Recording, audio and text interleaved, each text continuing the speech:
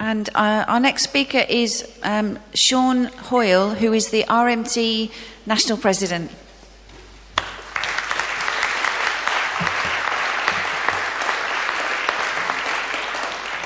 Okay, thank you, comrades. And first of all, great to be here. You might have seen me running in there. I did get a bit lost on the tube. And it's not very great for the president of the RMT to get lost on the tube, is it? Anyway, first of all, I'm sorry, one of our striking members on Southern was due to be here to address you. They are not now, I'm told, able to make it, so I am going to cover that area first. What I just want to tell you about what's going on at Southern. In fact, I'm probably one of the few times I'm in a room where I don't have to tell this audience that the media don't always tell you the truth. And what we're dealing with at Southern is a company that has got a franchise. It's not even a normal franchise. They were paid hundreds of millions of pounds up front by the government with a remit to get rid of the safety critical role of the guard from every train. And in return, the ticket money they take, they hand back to the government. So every time there's a strike, not only do they not lose money, they make money, because they don't keep the money that's going over the counter anyway, and now they're not paying our members. So we know that. We know every time we take action, it isn't going to hurt the company. But what we're having to do is to make that political stance every time to try and get the message out there that this isn't about money. Even the roles of our members there, they're saying they're going to have a new role with a new name and not safety critical, i.e. not needed. But for the workers there today, they're saying that they're all okay. This is not about money, it's not about their own positions, this is about you, the public. This is about the safety of every train in the country. Because I absolutely can tell you now, if we lose on Southern, every TOC around the country will follow. They're all watching. We're talking to Northern, we're talking to Virgin. And we're saying, can you give us a commitment to keep the second person on the train safety trained?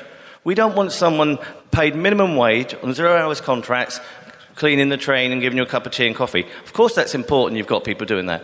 We certainly don't want them on minimum wage. We want them on a proper wage and treated fairly. Coupled with that, we want someone on there safety trained. We've just had a train at Watford where there was a landslide. The driver in the cab wasn't able to get out. The guard evacuated the train, got them off safely. When I was at the TUC, one of the speakers there said they were on a driver-only train. During the journey, the alarm went off. The driver then spoke to everyone on the train. Has someone mistakenly pulled the alarm? And then whoever has pulled the alarm, it's apparently in a toilet. Can they get off at the next station? Well, that wouldn't have done them much good if they were having a heart attack. And also, we've been told a story of a Paralympian that won a medal in Rio, but couldn't get home when they got back because there was no one to help her onto the train in a wheelchair. Now, is this the future we want for our railways? Our railways should be run not for profit. They should be nationalised. They should be there for you.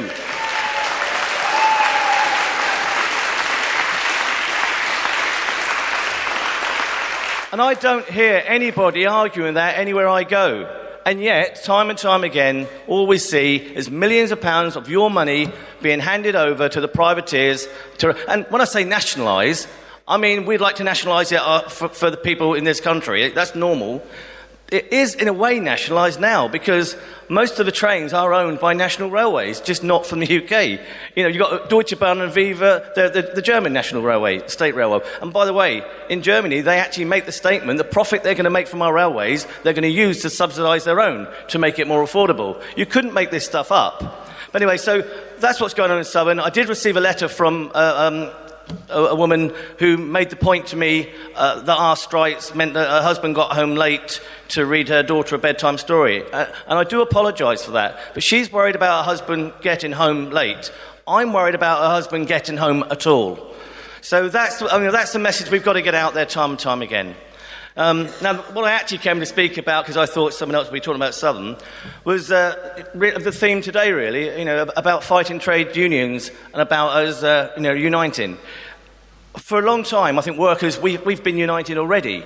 I mean, you've got my good comrade here, Axel, from CGT. There are many, many good fighting comrades over there. I've just come back from Sudrail, a militant French union. They already want to work with us and other unions around the world. The World Federation Trade Union, I've been there, 92 million workers represented there. They're crying out. They're crying out to get together. They're crying out for that internationalism that we all talk about. You know, every trade union I've seen has got badges with workers on the World Unite, but maybe not on a Wednesday or if it's raining.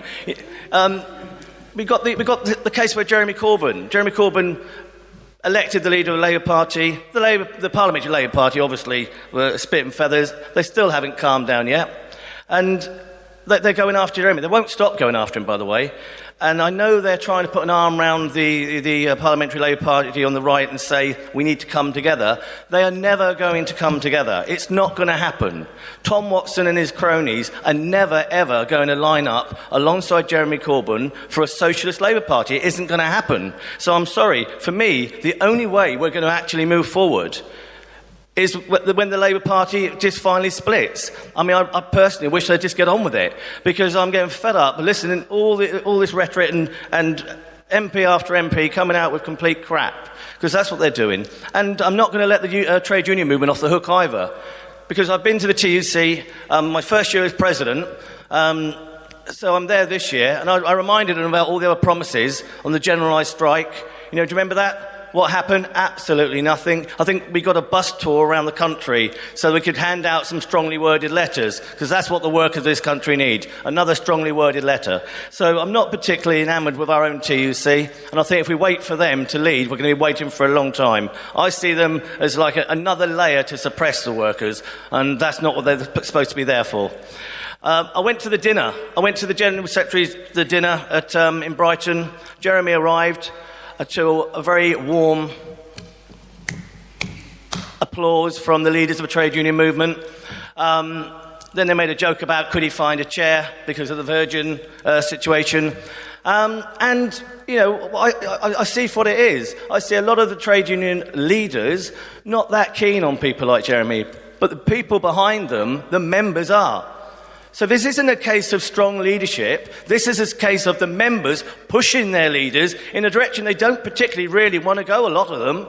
And I think it has to be said. I mean, you know, I'm not the most popular person in that group, because I do tell them, you know, I don't mind. I'm not a lover of Christmas cards anyway, so I don't mind pissing off the other leaders in the movement, because the only ones that feel offended are the ones I'm talking about. So if anyone I'm talking about at the moment that feels offended, well, tough. You know, grow some and actually do what you've been elected to do, and, you know, represent and support your workers. That's not what's going on at the moment. So I'll finish on this. We had a lot of talk about the anti-trade union law, and I saw a lot of leaders running around saying what we could and couldn't do in future. Now, I don't believe anti-trade union law tells you what you can and can't do. Your members tell you what you can and can't do. The POA for years have been told it's illegal, and yet they've been taking action.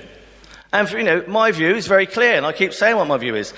We make T-shirts, and on those T-shirts it says, when freedom is outlawed, only outlaws will be free. Now, is that a T-shirt that we believe in or not? Because if it's not, we need to stop making them. The message I want to send out there is just on that T-shirt. When freedom is outlawed, only outlaws will be free. And my view is, if that happens going forward, then I'd rather be an outlaw. Solidarity, and thank you.